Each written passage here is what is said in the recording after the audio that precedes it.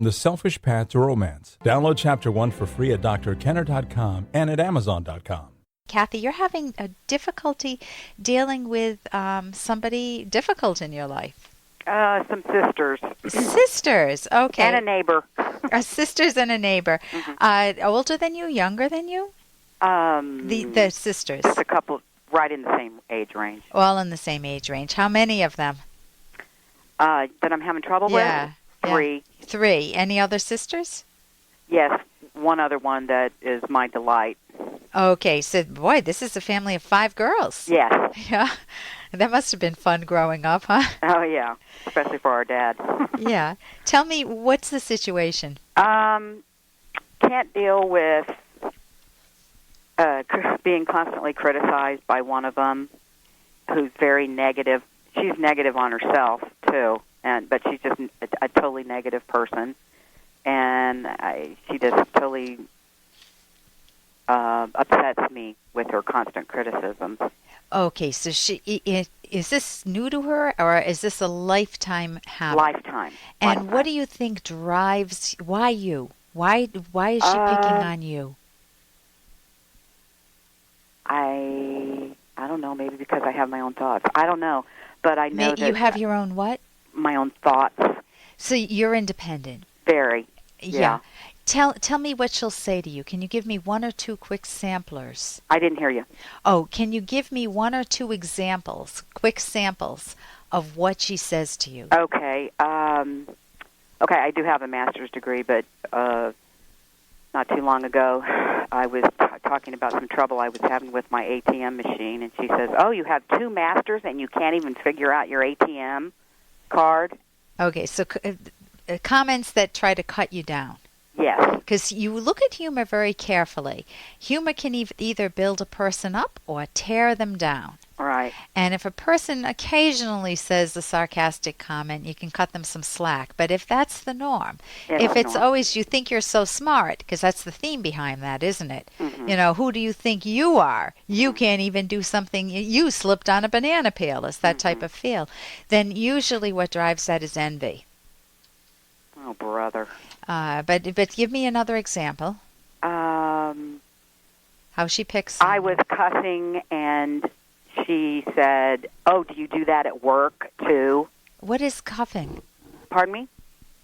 You were what? Oh, cutting? Cussing. Cursing. Oh, cussing. Okay. Yeah. And she wanted to know if you do that at work. In front of children. I mean, that's what she was asking me. Oh, you work with kids? Yeah. Yeah. So she's trying to find some holes in the dam. It sounds like you're a decent person and you've got some self-esteem and some independence. Yeah. And she's looking to find what? I don't know.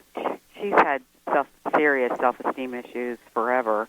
Yeah, we're talking about your relationship, her relationship with you. What do you think is going on? What is it?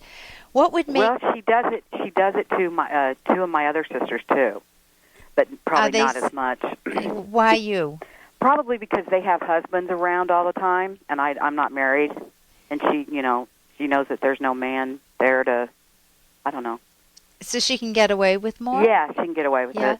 Does she? Tell me, what I like to look at in the people that I'm closest with is how they, everybody, a lot of people feel very comfortable being supportive if you've had some tragedy in your life. You have someone die, you've been in a car accident, you have to have a medical procedure. People can be very supportive of you, but do something good in your life, like getting a master's degree or excelling at some sport, winning a tennis championship, and look at the people around you.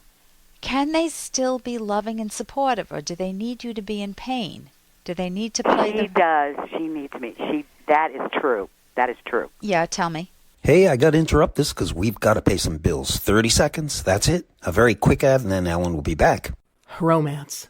Ugh, I wish guys knew more about what we want from a relationship. Boy, I wish I knew more about what I want. Where's that ad I saw? Here it is. The Selfish Path to Romance. A serious romance guidebook Download Chapter 1 for free at selfishromance.com and buy it at amazon.com.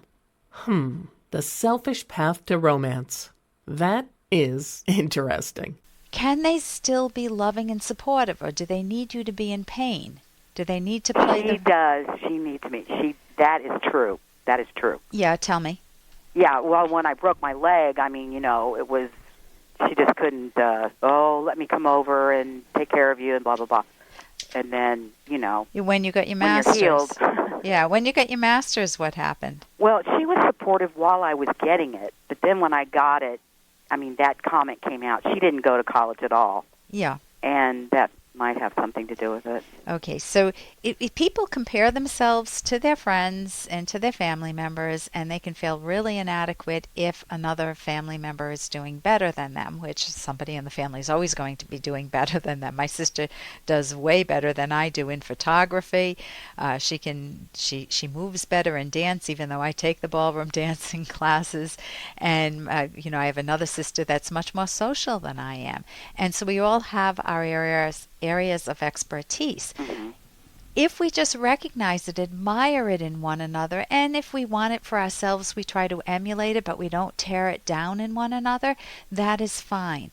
If you look at a sibling, though, and you want to do what Tanya Harding did to Nancy Kerrigan, if you remember back in the Olympics, ice skating. If you want to knock them down a peg, hit them in the knees, then you have got to protect yourself from her. Well, the thing is that whenever this happens, it's most of the time it's on the phone, but not always. It's in person too. But when it's on the phone, I say we need to talk about this because I want to talk about it and fix it. And what does she say? And she will say, "I'm not going to argue with you," and then she'll hang up on me. So she won't talk about it at all. And then she'll wait like 3 weeks and call me and act like nothing's wrong. Well, something is wrong, and I'm not going to act like nothing is wrong. You're doing the right thing. I wrote a course on psychological self-defense. You're doing the right thing. You're naming her method. But I don't know how to get her to talk to me about it. You can't. You cannot force someone else to talk about it, but you can name it. Meaning I can't force someone to think about something if they're not going to, or talk to me about it. I can say to her, help me understand why you do that. I noticed that felt like a put down. I'm not sure if you intended that. Help me understand you better. Or I'm wondering if you ever ask yourself why you do that. It hurts a lot. I would have preferred that you said, "Wow, that's great. I'm so glad. I'm so happy for you. You worked so hard to get your master's, and maybe someday I'll go back to school too, and you'll be my role model." You can give her a contrast. I used several different skills right there. One was to use a contrast. This is what I wish you had said. Wow, isn't that great? Someday maybe I'll go back to school to get an education too, and you'll be my role model. I said that I mentioned that, help me understand why you're doing that, or I'm wondering if you ever give some thought as to why you do that. Meaning she doesn't have to ever answer me there, does she? It's something for her to think about. Now, you said that 3 sisters do this. One is a delight. I would focus on the sister that's a delight. If the 3 are doing that, you can get my course. It's at the AynRandBookstore.com, the psychological self-defense. But even short of that, the skills I gave you should help you out a bit with her. Okay, what's the name of the thing again, the book? It's a course. It's at the AynRandBookstore.com. For more Dr. Kenner podcast, go to drkenner.com and please listen to this ad. Here's an excerpt from The Selfish Path to Romance, the Serious Romance Guidebook by Drs. Kenner and Locke. Don't sacrifice your own capacity for intimate pleasure by putting it on hold until the kids are out of the nest. Instead, cherish your ability to enjoy an ongoing intimacy with your partner. Intimacy is pleasurable, healthy, good, and an essential part of a romantic relationship. Achieving sexual pleasure involves and expresses how you and your partner view yourselves and your entire relationship. It entails the ultimate unity of mind and body. Your mutual intimate pleasure reflects everything you feel about yourself and one another. As in the case of love, it requires thought as well as feeling and action, including constant, clear communication. You can download Chapter 1 for free by going to drkenner.com, and you can buy the book at amazon.com.